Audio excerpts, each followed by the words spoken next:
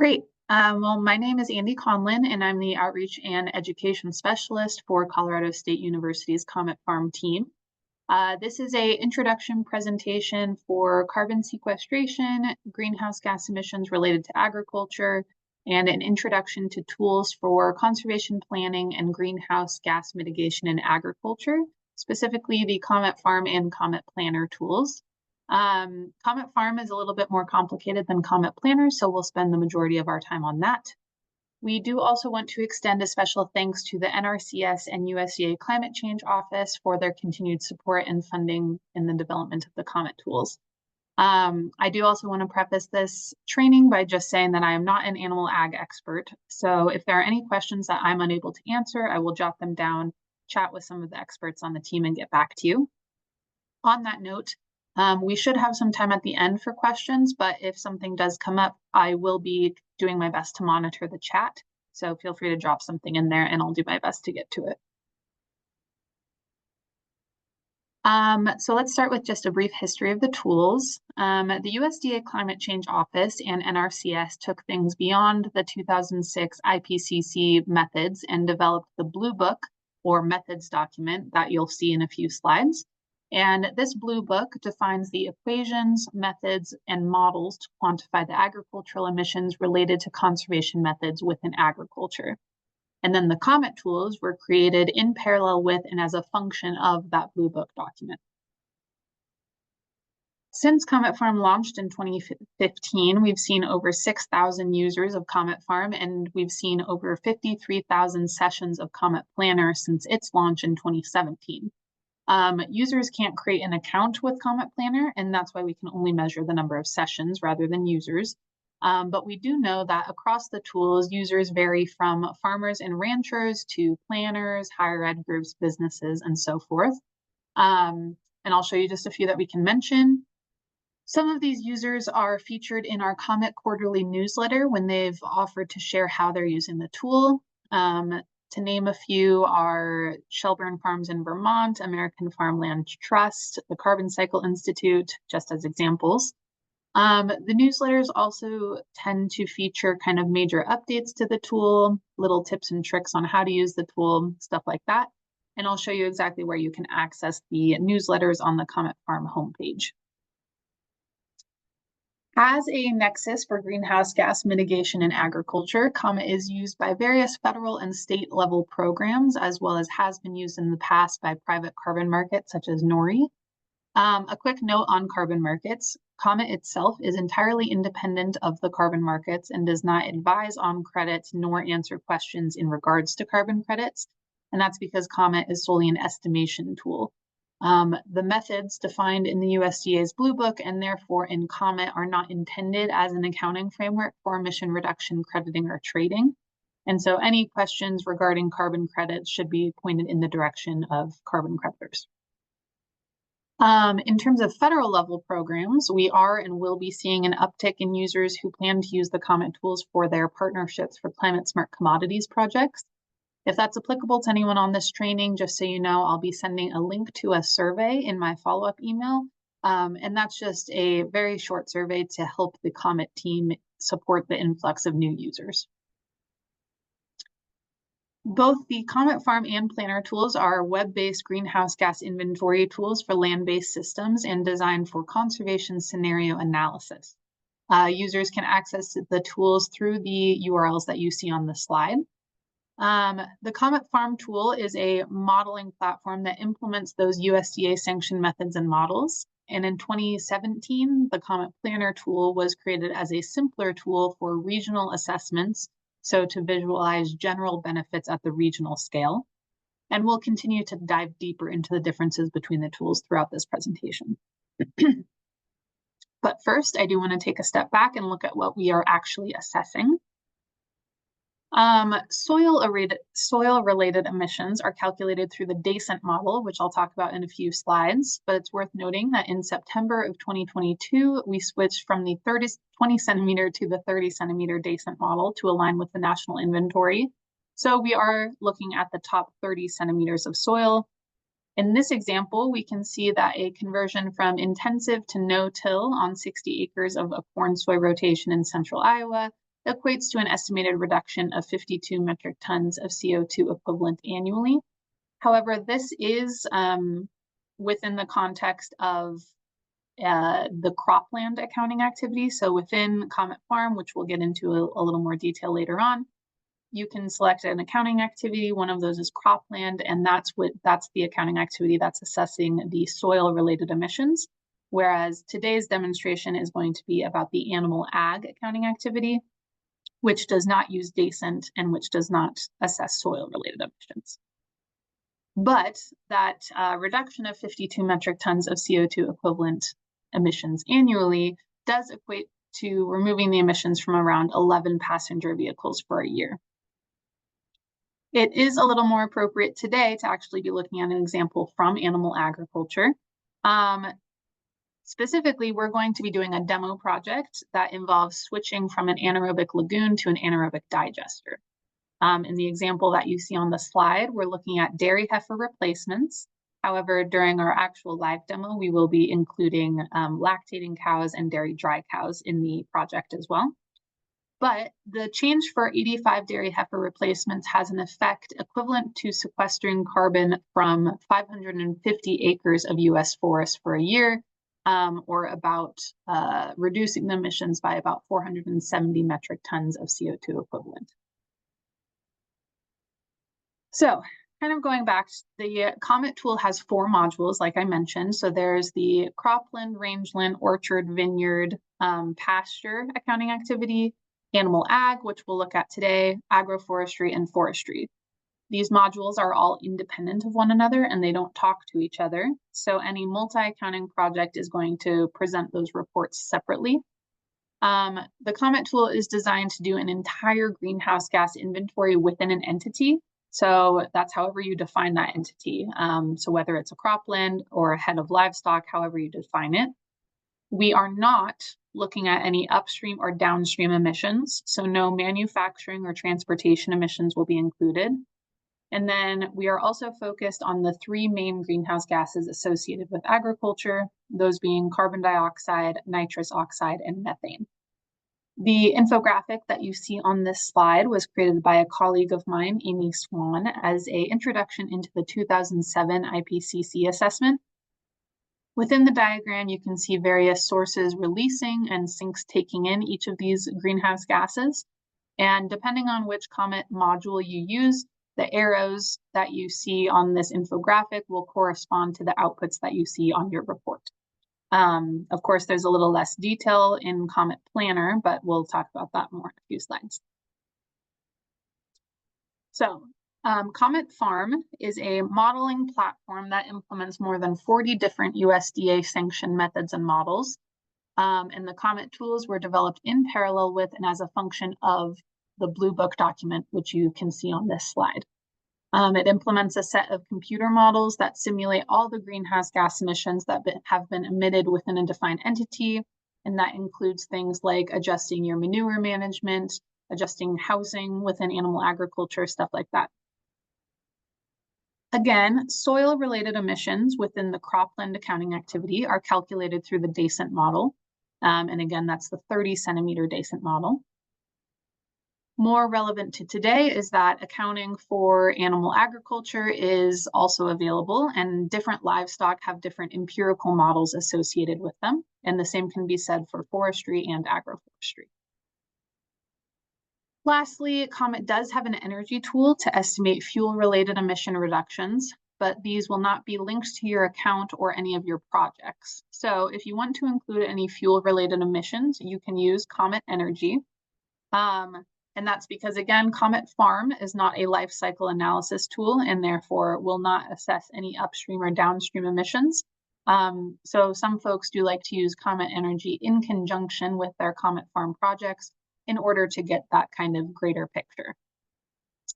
Again, all of these methods are defined in the USDA's Quantifying Greenhouse Gas Fluxes in Agriculture and Forestry, which is available to the public on the USDA website, as well as we'll see it on the Comet Farm homepage. So to break it down even simpler, the tools are built around conservation scenario analysis. So COMET-Farm gives the user the ability to input farm or field specific management practices and baseline data. And so that baseline data is what you would like to compare any new practices to, and superimposes potential conservation practices. So those are things, again, like adjusting how your livestock might be housed, how your manure is managed, stuff like that, to compare the benefits relative to the baseline or the business as usual. In COMET-Planner, you're still adding some kind of change in management, but you're selecting from a list of NRCS practice standards to compare to a fixed baseline, in that users cannot change the baseline, rather they select from a set of baselines. In COMET-Farm, you can compare emissions, looking at what the emissions would be if you continued with your current management versus continuing with your future management, whereas COMET-Planner, as the name suggests, is just a planning tool. So it pulls from regional averages to get a broad description of the practice benefit from adding that conservation practice. While the tools were designed around this conservation scenario analysis, the new version of the tool no longer requires users to enter a scenario, as we call it, along with their baseline. So this does allow users to assess their current management without comparing it to a change in management.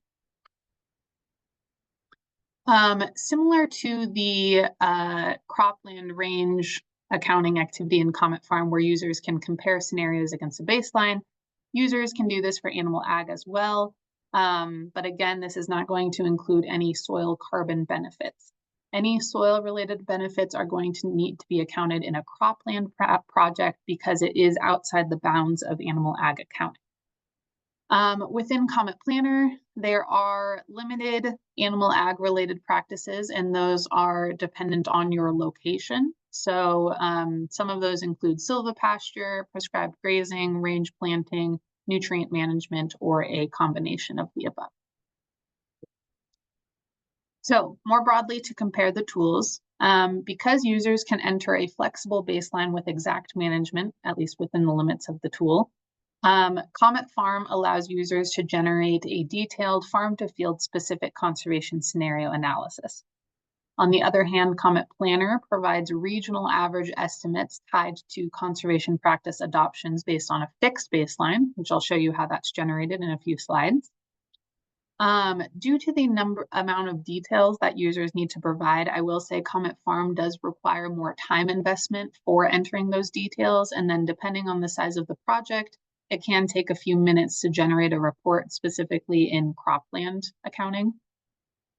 COMET-Planner, on the other hand, only takes about 4 or 5 clicks and generates on-the-fly results when you select a conservation scenario and the acreage that it's being applied to. You can download your report on both tools. However, you can only save a project and return to it later in COMET-Farm when you create an account. You can access the COMET-Farm cropland accounting activity via an API. That would be useful if you are looking to assess thousands of acres of land, which could be tedious on the user interface that you'll see during the demo. However, I will say, while we have some guiding documentation on how to access the API, we don't host any trainings like this one. So if you do choose to engage with the API, you should be familiar with how to use them. COMET-Planner doesn't have an API, but rather the entire COMET-Planner data set is available for download after you enter a few details on how you intend to use it. So now I'm going to pivot a bit to a bird's eye view of COMET-Farm before we go into Planner. So a quick overview of COMET-Farm. Users are going to provide information about specific management practices in their location, and this information is used in combination with historical practice along with climate and soil data from PRISM and Surgo. This, combined with a number of USDA methods and equations from the Blue Book mentioned previously, drive the DECENT model. And again, this is, when you hear DECENT, I'm talking about the cropland accounting activity. This generates outputs, which is returned to the user as results demonstrated in a tabular or graphical report. Cropping rotations, historic management, soil data, and the DECENT model are not used in animal ag accounting. but this is intended to be a broader COMET-Farm demonstration, which is why I'm discussing these things. But just know for the demo, we will not be using any historic management, soil data, or DACENT. The tool then executes the models and allows users to see how their practice changes can impact carbon and nitrogen in their field. While different practices impact different greenhouse gas fluxes, the results are simplified in terms of metric tons of CO2 equivalent.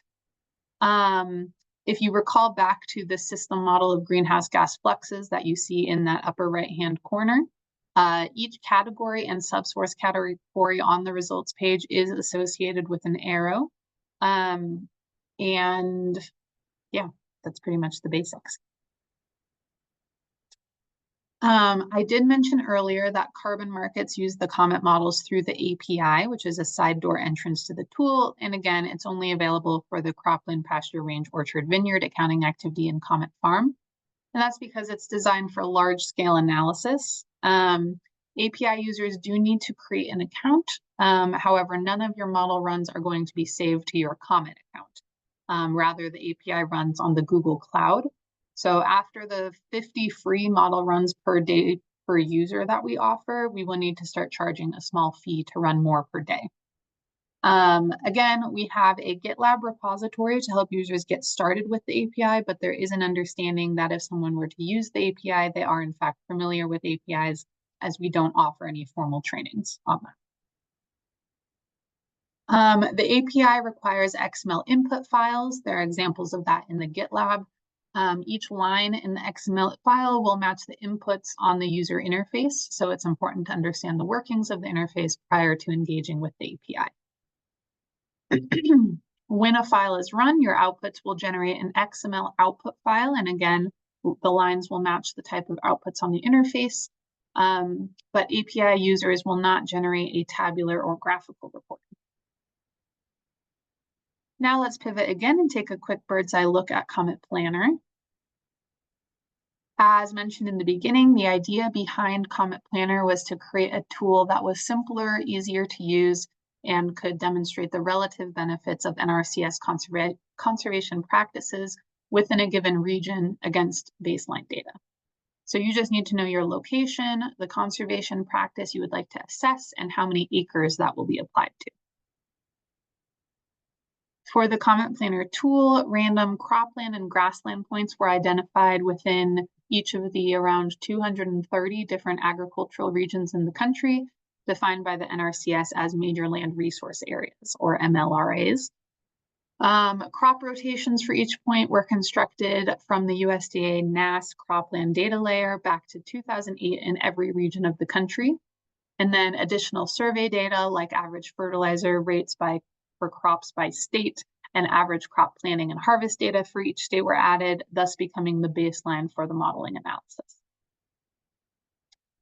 Then on each point, we superimpose the conservation practice or practices selected on top of the baseline and then modeled both through the COMET-Farm API. So the same methods, models, soil, and weather data is used. In the tool, all the user needs to do is select a state and county, select from a class of conservation practices and fix baselines, enter the acreage they wish to apply said practice to, and on the fly, COMET-Planner will provide average regional impacts of conservation practice adoption. And the tool is able to do this for 34 NRCS conservation practice standards within the contiguous US and Hawaii. All right, so now let's pivot to do a quick demo of COMET-Planner, and then we'll go into COMET-Farm. Cool, so you'll notice that I am on the COMET-Farm homepage, and that's because there are just a few things I'd like to point out before we start our COMET-Planner demo. On the homepage, you'll see that the first tab that you see is this user guide. This COMET-Farm manual is pretty specific to COMET-Farm rather than the other tools. This is new with the updated version of the website. The manual includes just about every frequently asked question you could possibly get. It takes you step by step through through the process of creating a project. So I highly recommend checking out that manual. Under methods and documentation, this is where we've linked the blue book or the methods document, as we like to call it. And we have it either broken down by chapter or just the full thing. We've also included some flow charts, and these are intended to help answer questions regarding what tool users should access. So for example, depending on the amount of data you have, you might be able to use COMET-Farm versus with less data, COMET-Planner might be more appropriate. Depending on where you are, there might be limitations on the tool availability. And then there's also the basics of the user interface or the API. A couple other things to point out under resources.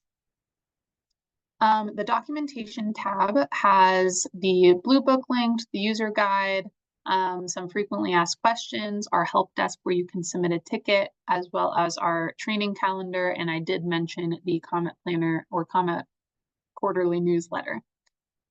We do also have this need help widget in the bottom right-hand corner. This is pre-populated with frequently asked questions. And then it also allows you to contact us using an online form as well.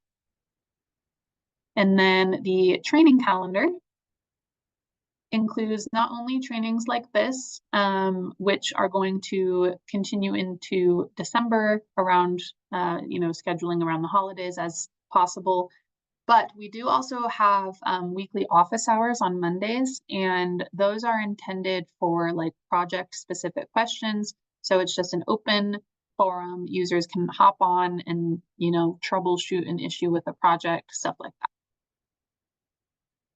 Great. Well, with that, I'm going to go up to our other tools tab, and you'll see that we have a couple different links here. I'm going to hop over to COMET-Planner. All right, so with COMET-Planner, it's so straightforward. It just tells you, step one, begin by naming your project. It's not necessary to name your project, but it can sometimes be nice if you do end up saving your report, you have the name of the project. So I'll just call this training on 11/6. I am presenting from Larimer County, Colorado, so I'll make that selection for my state and county. And today, because this is our animal ag training, I'll hop over to the grazing lands category because that's the most likely to have some of those animal ag adjacent activities in conservation practices. Once you make that selection, step 3 gets populated with various conservation practice standards. And then once you select an actual standard, so in my case, I'll check seed and some are not available in certain areas. So let's try prescribed grazing. Cool. So we've got grazing management here, and once I make a selection, it goes ahead and automatically populates this table below. If I did make multiple selections, I can add as many to this table as I'd like. However, within this table, any practices that are added are going to be seen as practices that are being conducted on different fields. So for example, let's say that I have a 100-acre field that I am both doing grazing management and I'm also doing seeding forages. If I go in here and I say 100 acres here and 100 acres here, what this is reading as in the tool is that I have 2 100-acre fields, each of which is having a practice conducted on it.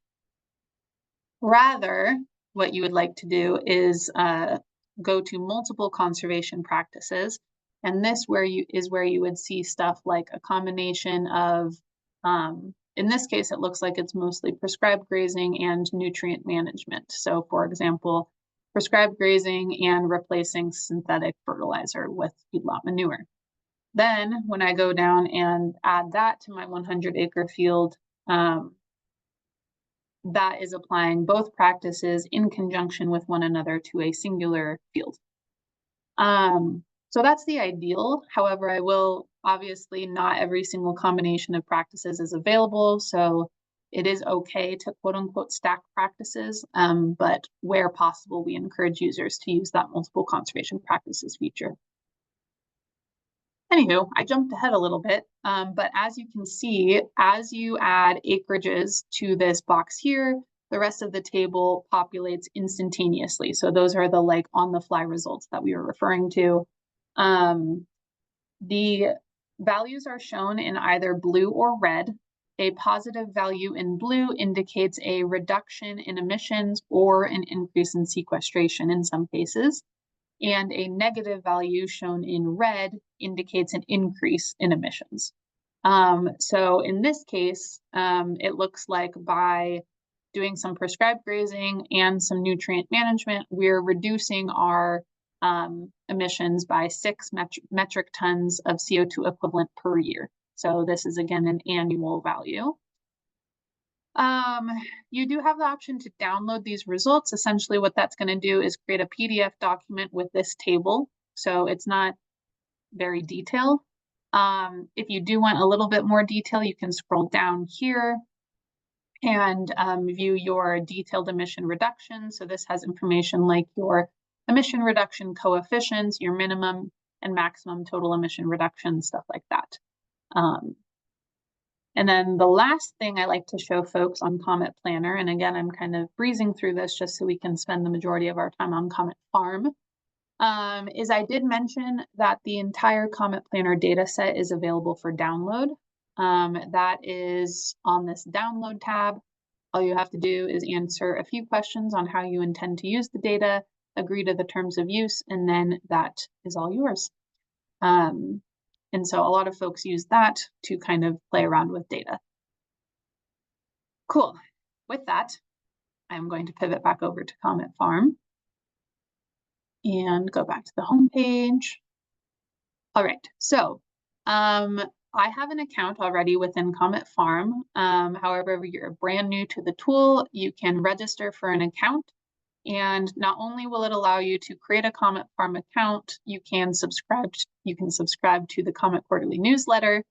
But if you do want to kind of play around with the tool without creating an account, you can use what we call demo projects. And demo projects are those that are pre-populated with data so that a report can be generated right away. But any changes you make to the demo project are not going to be saved anywhere. So if you're actually planning on using any of the results created by the tool, I highly recommend creating an account. So I'm going to go ahead and sign in. And when you sign in, you are going to be brought to your projects page. You can also navigate there by clicking on projects in the upper right-hand corner. And this has all my projects that I've created recently. One thing to note is that when we updated COMET-Farm and we, tried to publicize this as much as possible, the methods for animal ag changed so dramatically that old projects are no longer compatible with the tool, whereas cropland, agroforestry, and forestry projects were able to be transferred over. So one thing you'll notice is that even though I created an account first in 2022, none of those are going to be animal ag projects. Those are all old cropland projects of mine. So that's just one thing to note. From this projects page, you can continue working on an old project. You can create a new project. You can create a demo project like I described. So even if you have created an account, you can still use a demo project. You can import a project, and those are in the format of a .cmt file. And then this bulk action button allows you to also export and delete projects. I'm seeing a quick question for the acreage entry for Planner. Does the Planner give you data as to how many acres in the county are already under the type of ag selected? If I'm understanding your question correctly, no. So I think what you're asking is, let's say we are talking about prescribed grazing, for example, in the county that I selected. Will there be any sort of notification or information on whether that county is already under the type of agricultural management selected. It will not, however, that's because I mentioned that COMET-Planner utilizes a fixed baseline. So that fixed baseline is assuming kind of typical management prior to a management change. So the reason that we're seeing a change in emissions is because there's a baseline of typical management, and then we are applying prescribed grazing, and we see that reduction in emissions. So it won't tell you what the exact management is for that county, but rather what applying that new management causes in terms of a change in emissions. One thing to note too, just before I move on, because I don't think I answered that very well, but I'm back on COMET-Planner and I scrolled all the way to the bottom. The COMET-Planner report provides extensive background on how the tool was created in terms of the methods and models used. And so that is a great way to kind of better understand where the information is coming from. So I'm going to point you towards that. Cool. So those are all our options for what we can do on the projects page. Today, I am going to be creating a demo project. And the reason I'm doing that is that animal ag projects are very time intensive in terms of the amount of details you need to enter. And we only have, 20 minutes until I want to open it up for questions. So this will allow me to kind of breeze through and not worry about like, oh, I have to enter management for every single thing in order for a report to generate, because we do want to get to the reports page so I can talk about how to interpret our results. So you can't name a demo project because it's a demo project and it's been named for you. You can add some notes if you need to. And then this is where you would select the accounting activities that you're looking to assess. Today, I am focusing just on animal ag, but next week's training is a multi-accounting project. And so that will include cropland, animal agriculture, and agroforestry. When I click on animal ag, it'll ask if I'd like to do dairy or beef. I am going to stick with dairy today. And then I'm going to say create demo project. And I will note that even though I'm selecting a demo project so that it's pre-populated, the interface is going to look the same regardless. Sorry. We got a little bug or a little error message. So I just tried again and it worked. Okay, so this is what you're going to see when you first come in. However, you're only going to see step 1 and the entries are going to be blank. So as you can see, this demo project is taking place in San Luis Obispo County, California.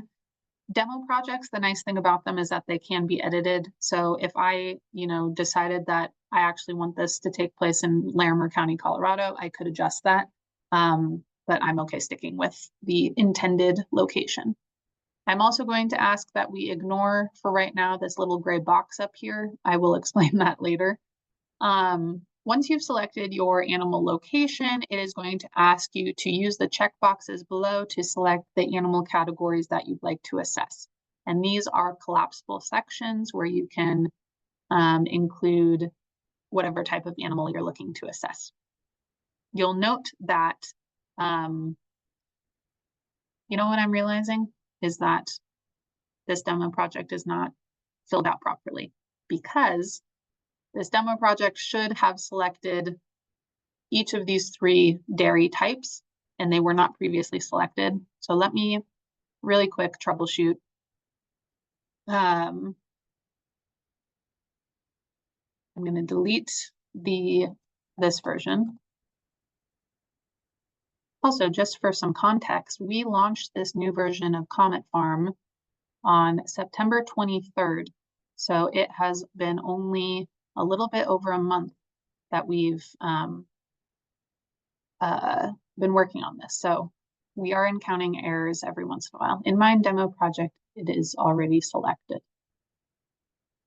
Okay, good. So that means that the demo project is working on your end. That is how it should be. It should already be selected. I think I had some sort of funky thing happen when I tried to create my demo project, which is the issue. I'm going to try again. And even this loading time is a little unusual and shouldn't be happening. Okay, good. Yes, this is working properly, and I know because this pop-up window provides some context on the demo project. So again, the location is selected for me, but now when I open up the cattle section, those are already selected for me. So great. It's working for us. There is no limit, as far as I know, to the number of animal types that you can select, but it is, of course, that's how much data you have to enter.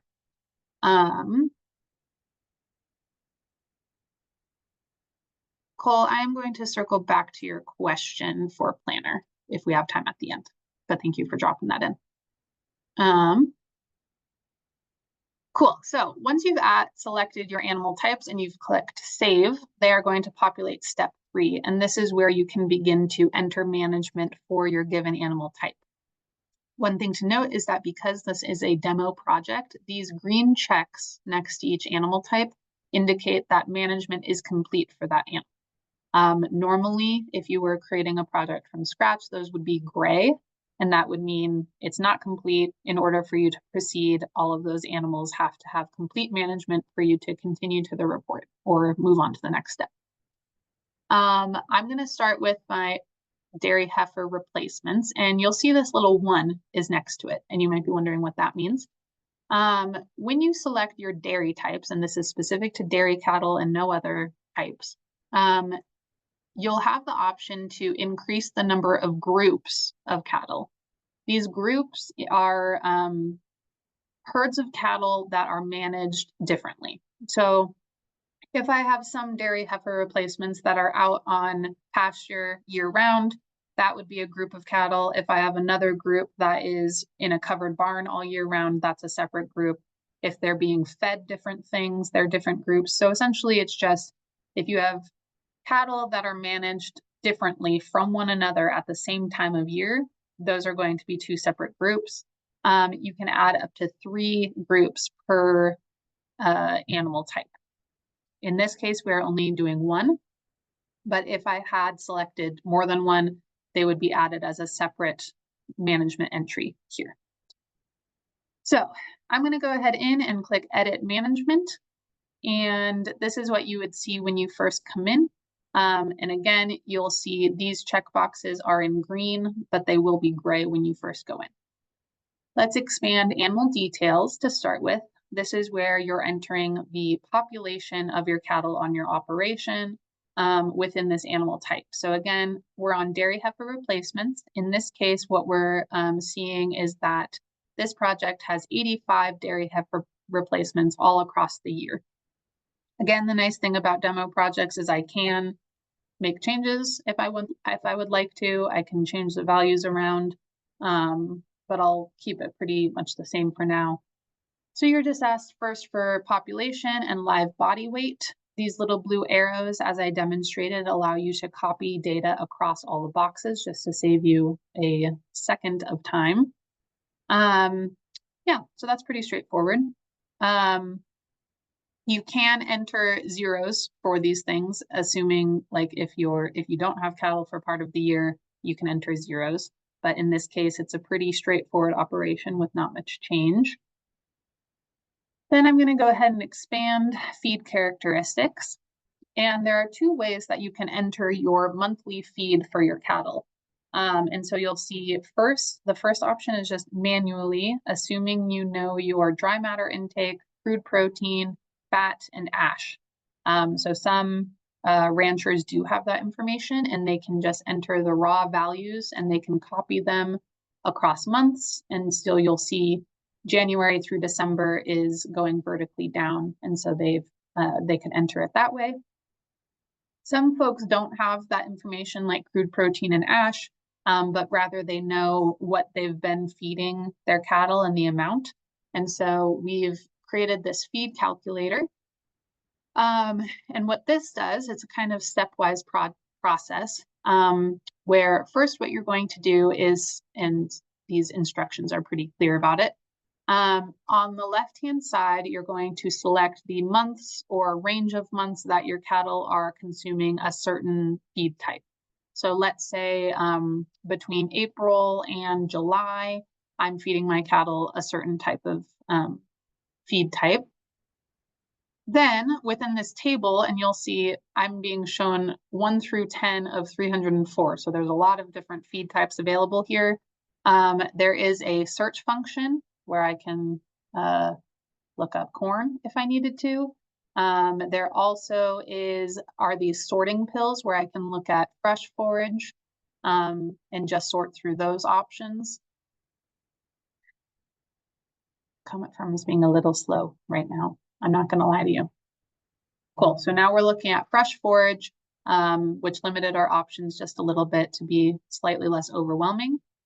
And then once you have the feed type that you want, so let's say I'm doing grass, fresh, mature, you double click on this value next to it, you type in a value, and then if I were to click populate feeds, it would take me out back to this page, and you'd see that for the months that I had selected, which I think was April through July, it would have calculated based on the feed type that I selected and based on the amount that I entered, it would do a calculation to apply a dry matter intake, crude protein, fat, and ash. However, it will have only done that for the months that I selected. So if I need to do it for the whole year, it might take multiple iterations. And I should have mentioned in that case, I only selected that my cattle were eating fresh grass. You can select multiple feed types for a single month, which is realistic for cattle. It is worth noting, however, that any entries in animal ag, the accuracy of those entries does rely on the user. So the model is not going to stop you from entering anything strange. So for example, in the feed calculator, I could say that my cattle are consuming 100% coffee grounds all year long, and the model is still going to run. There aren't any blockers that have to do with just unusual entries. So it's important to make sure that you're careful about the data that you're entering. With that, I am going to go ahead and save my feed type and move on to housing. So for housing, this portion of the data entry is very customized to your experience. So based on the housing types that you select, you are going to be asked particular questions as follow-up. So the first step is, of course, to identify where your cattle are housed year-round. And that's done as a percentage of the year spent in each place. So, or a percentage of time spent in each location. So in January, what percent of the time were your cattle in a covered barn or covered with pit storage or dry lot or pasture range? And then so forth for February through December as well. So in this case, again, this is a relatively simplified project where it looks like all of the cattle are on or are in a covered barn all year round. If I tried to say, oh, but they also spend 15% of their time in a dry lot, you're going to get this error message because I just made my month of January over 100%. So you need to do a little bit of math here to make sure your values add up to 100. But the nice thing is that they do total it at the bottom for you. So as long as you add up to 100, you should be good to go. And again, these arrows allow you to copy values across. Now, again, I'm not going to go through each of these questions in a ton of detail because these questions are because I made a selection for covered barn. Not everyone is going to make that selection. Some people are going to choose something else. And so not everyone is going to see these questions. So I don't want to waste time by focusing on each individual thing here. So just know that these are going to be very customized. The manual that I mentioned, or the user guide, does go through each of those options in a lot more detail, so feel free to check that out. But again, because I selected a covered barn, I'm asked these 3 follow-up questions about the number of covered barns that they occupy, the surface area of the barn, and the average daily temperature. One thing to note, again, about the customizability here is right now, the number of covered barns that my dairy heifer replacements occupy is 1, but if I increased it to 2, I would have to then answer 2 more questions about the surface area and the average daily temperature. So just something to note. Then continuing the customization here, when I move on to manure, you'll see that there are a couple different options here, and it's kind of like a flow chart of if you go down path number 1, if you go down path number 2, so it can get a little complicated. But the first question is an anaerobic digester used as the primary manure treatment option? If I said yes, I would be asked some questions, but I'm saying no. And so I have to enter some more details about my covered barn. So I expand that, and I'm asked if I use a solid liquid separator. The answer is yes. What then is that separator type? And so again, you're getting a sense for how detailed this gets. If I had said no to a solid liquid separator, the questions would be different. But I said yes, and so I have to list the separator type and enter the % of solids removed. Then, for my solids and liquids, I have to answer how those are handled. So first, this table is pertaining to solids, you'll notice.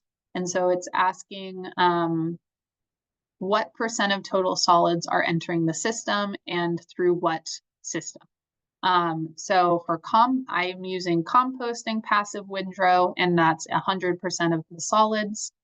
And then I'm going to scroll down, and it's the same table layout, but with liquids, and the options are going to be based on that. And so 100% of my liquids are going to an anaerobic lagoon that's uncovered without a crust. Okay, Cole just had to drop off. That's fine. So this is also just kind of a big picture of this demo project that I'm doing. I mentioned in the presentation that we are simulating a shift from an anaerobic lagoon without a crust to a anaerobic digester, and we're assessing the change in emissions based on that shift. So this is our baseline. This is my current management by business as usual, has my liquids being handled with an anaerobic lagoon. I'm going to save that. One thing you can do is double check to make sure all of these have green checks, and then you can say close, and that means that we are good to go. Now, at this point, we've spent a good solid 10 minutes going through that, and that was only one of my animal types. I now would have to repeat that process for my dairy dry cows and for my dairy lactating cows.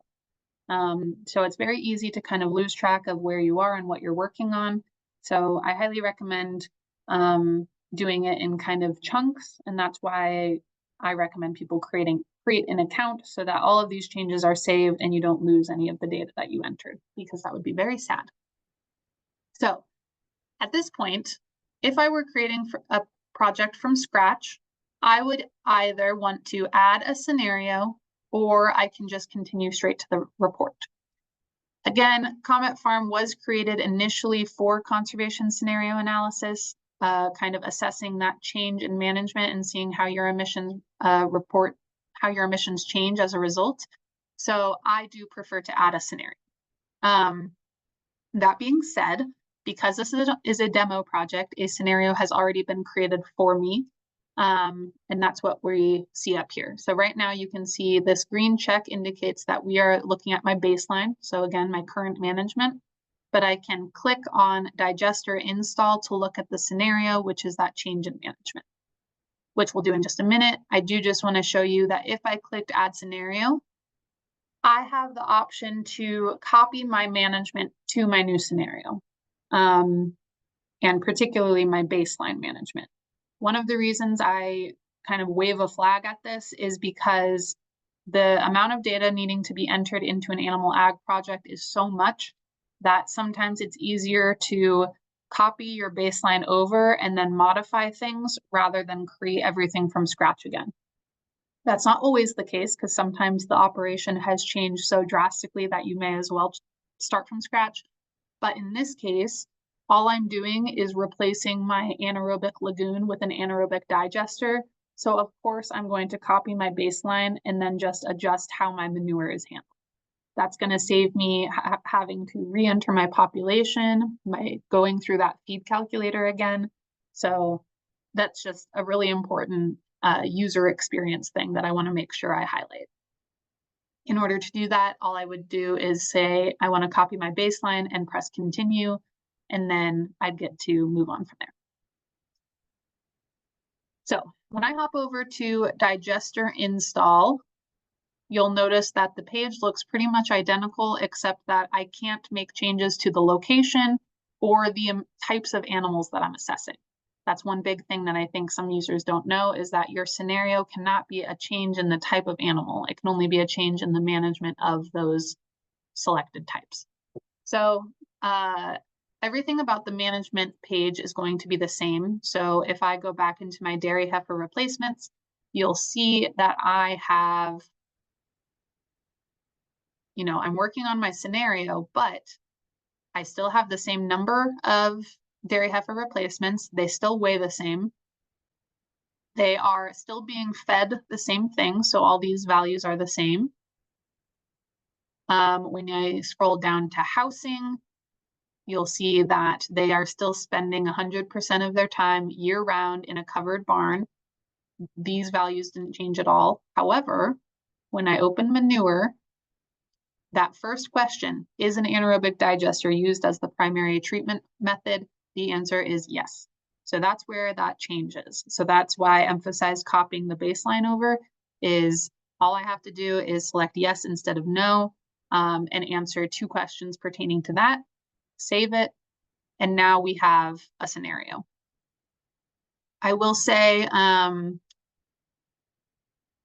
if I, maybe just for the sake of demonstration, I'll create a new scenario just so you can see. Okay, yeah, I did just want to show you that if I created a new scenario, this is what you would see. Enter a new scenario, name that scenario. So they named it digester install. This one I'm just going to name test. And then it will add this scenario to that little gray box we've been seeing. So once this loads, we'll see baseline, digester install, and test.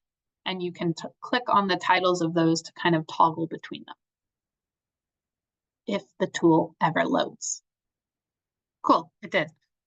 So again, this is test, which currently is just a copy of the baseline.